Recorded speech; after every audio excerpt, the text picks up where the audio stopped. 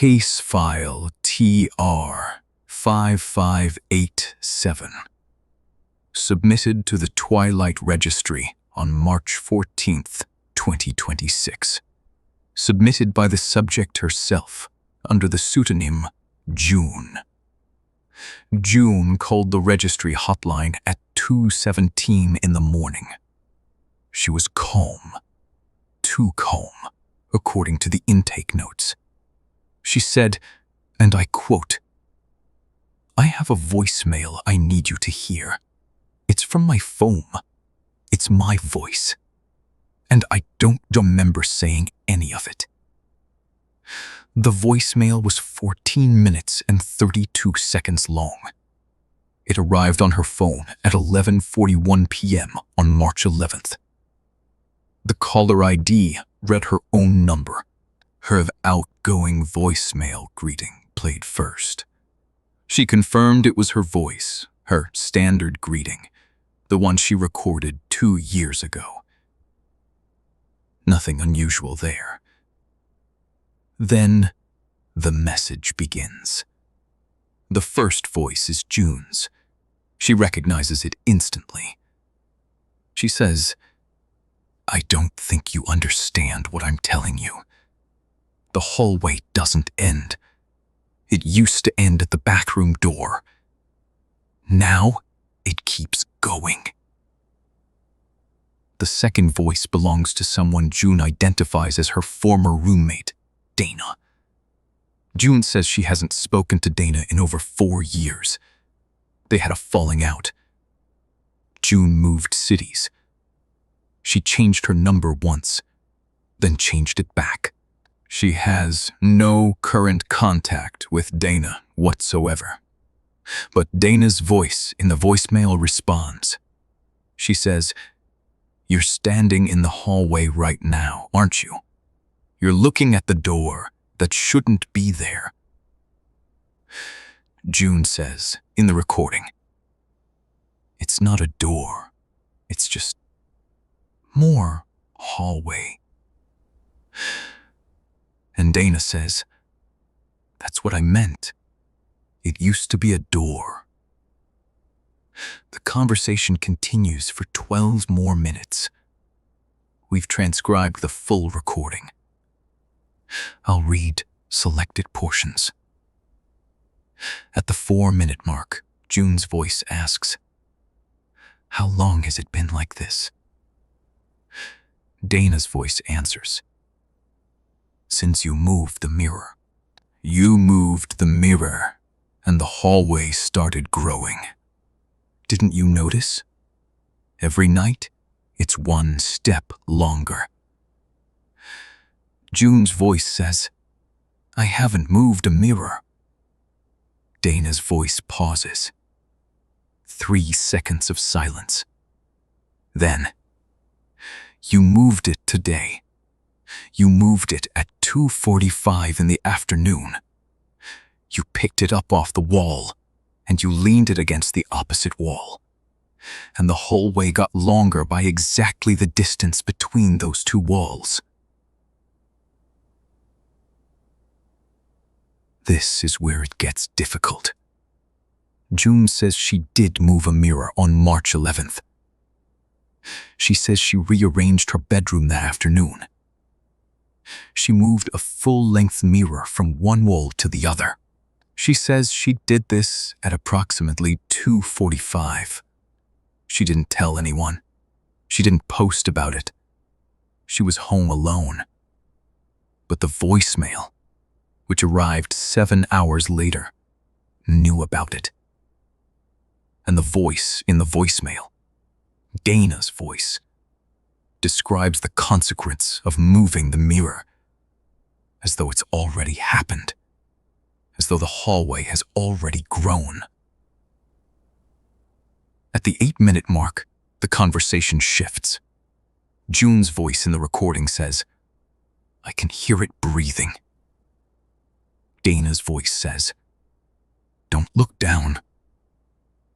June's voice says, "What do you mean, don't look down? I'm standing in a hallway." Dana says, Not anymore. You're standing on something. Look down. There's a sound in the recording here. Our audio analysis team flagged it. It's not static. It's not interference. It's a rhythmic, low-frequency pulse. Approximately 12 beats per minute. The same as a human respiratory rate during deep sleep. June's voice in the recording whispers, "Oh God, the floor is warm." Dana says, "It's breathing. I told you. It breathes when you're not looking at it." The recording cuts to dead air for 6 seconds. Then June's voice says, very quietly, "I can see the end of the hallway now. Now, there's a door." Dana says, "Don't open it." June's voice says, "It has my name on it." Dana says, "I know. Don't open it." June's voice says, "It says June. Go back." Dana says, "You need to turn around." June's voice says, "The hallway is gone. Behind me, there's just wall." Dana says, "Then open the door." June's voice says, "You just told me not to." Dana says, "That was before. Now you don't have a choice." The recording ends. 14 minutes and 32 seconds. Dead air for the remaining 31 seconds. Then the voicemail tone. "Now." June says she doesn't remember any of this. She says she was asleep at 11:41 p.m. on March 11th. She went to bed at 10:30. She set her alarm. She woke up at 6:15. Normal night. She found the voicemail when she checked her phone in the morning. She says she almost deleted it. She says something made her listen to it instead. We asked June to send us a photograph of her hallway. She did. The hallway in her apartment is 12 feet long. It ends at a bathroom door. Standard apartment layout. We asked her to send a second photograph, taken from the same angle, 1 week after she listened to the voicemail. She did. The hallway is 14 feet long. It ends at a door that was not there before. The door is painted the same color as the walls. It has no handle on the hallway side. June says she has not opened it. We asked her to send a third photograph, taken another week later. She didn't respond to our request. We followed up twice. No response. On April 2nd, the registry received a second submission from June's phone number. This time, the voicemail was 6 minutes and 41 seconds long. The recording contains a conversation between June and someone the registry has identified as subject TR4412, a woman from a previous case file involving a mirror that reflected movements from 3 days prior. In the recording, June says, "I opened the door." The other voice says, "I know. I can see you." June says, "Where am I?" The other voice says, "You're in the hallway, but not your hallway. You're in mine." June says, "I can see your apartment. I can see your mirror. I'm looking at you right now, standing in front of your mirror." The other voice says, "I know. I can see you too. You're behind me." We attempted to contact June. Her phone rings, but no one answers. Her voicemail greeting has changed. It now says, in a voice we cannot confirm is June's, The hallway is open. Please leave a message. I'll find you. Case 2R5587 remains open. June's current location is unknown. The door in her hallway has been photographed by a registry field agent who gained access to the apartment on April 9th. The door is open. The hallway beyond it measures at least 90 feet. The field agent reports that the hallway continues past the limits of their flashlight. The registry recommendation: do not open doors that appear in hallways where doors should not be. Do not answer voicemails from your own number that describe events you don't remember. If you hear breathing from below the floor, do not look down. This case remains under active investigation. June's phone was recovered on April 23rd by a registry field team dispatched to her apartment. The phone was found on the hallway floor, approximately 30 feet past the door that shouldn't exist. The phone was unlocked. The screen displayed a single voicemail, saved to drafts, addressed to her own number. The draft voicemail was 1 hour, 7 minutes, and 14 seconds long. We've listened to the full recording. I will summarize the relevant portions. In the first 20 minutes, June's voice describes the experience of walking through the hallway after opening the door. She says the hallway doesn't look like a hallway anymore. She says it looks like the inside of something. She uses the word throat multiple times. She says the walls are wet and warm, and they pulse. At the 31-minute mark, June's voice encounters another person in the hallway.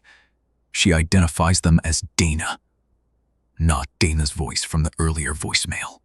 Dana herself, physically present, walking toward June from deeper in the hallway. Dana appears confused. She says she doesn't know how she got here. She says she was at home. She says she was sleeping. She says she woke up and she was walking, and the hallway kept going. June and Dana walk together for approximately 15 minutes of recorded time. The audio captures their footsteps and the sound of the walls contracting around them. Our audio engineers describe the wall sounds as peristaltic, like the rhythmic squeezing of an esophagus during swallowing. At the 47-minute mark, Dana stops walking. June asks her what's wrong. Dana says, "I can hear my own voicemail behind us, playing back what we just said." June pauses the recording. There's silence. Then, faintly, in the background audio, we hear Dana's own voice repeating, word for word, the sentence she spoke 4 minutes earlier. We hear June's voice repeat as well. The audio echo is not a technical artifact. It is spatial. It originates from behind the microphone position. It is coming from the hallway they just walked through. June says, "It's recording us. The hall is recording us." Dana says, "No, it's playing us. We already said these things. We're just catching up." The final 20 minutes of the recording are difficult to analyze. The audio quality degrades, as though the microphone is being submerged.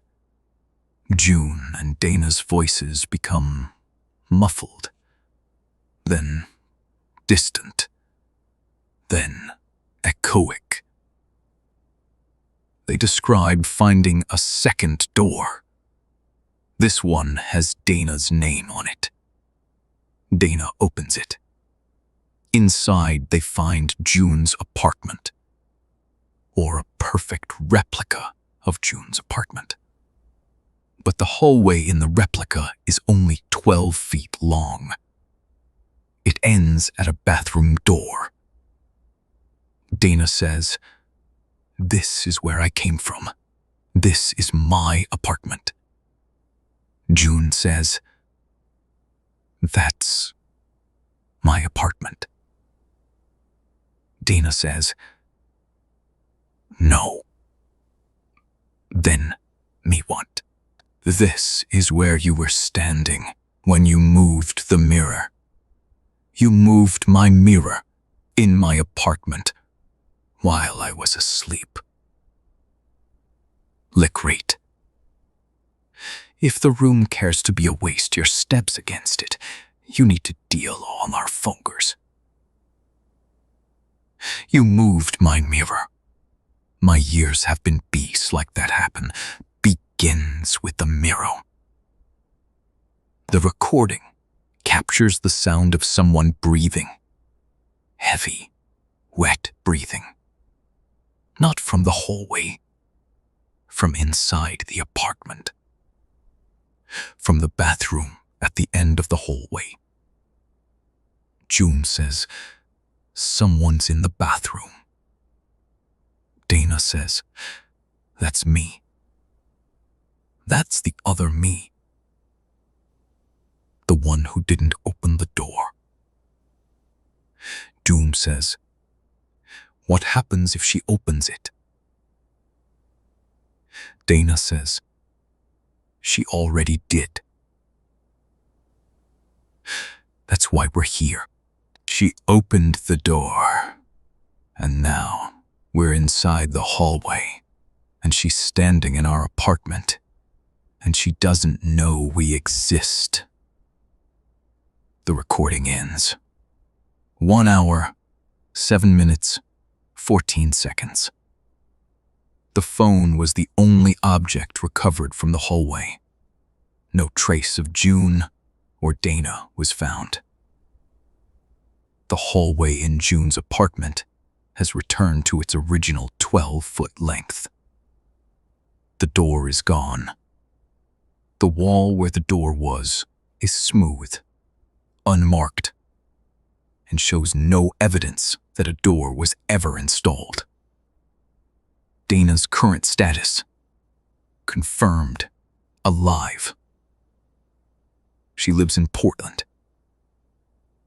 She reports no memory of any voicemail, any hallway, or any conversation with June. She says she and June haven't spoken in 4 years. She says she doesn't know anyone named June. We showed her the photograph of the hallway, the 14-foot version with the extra door. She stared at it for a long time.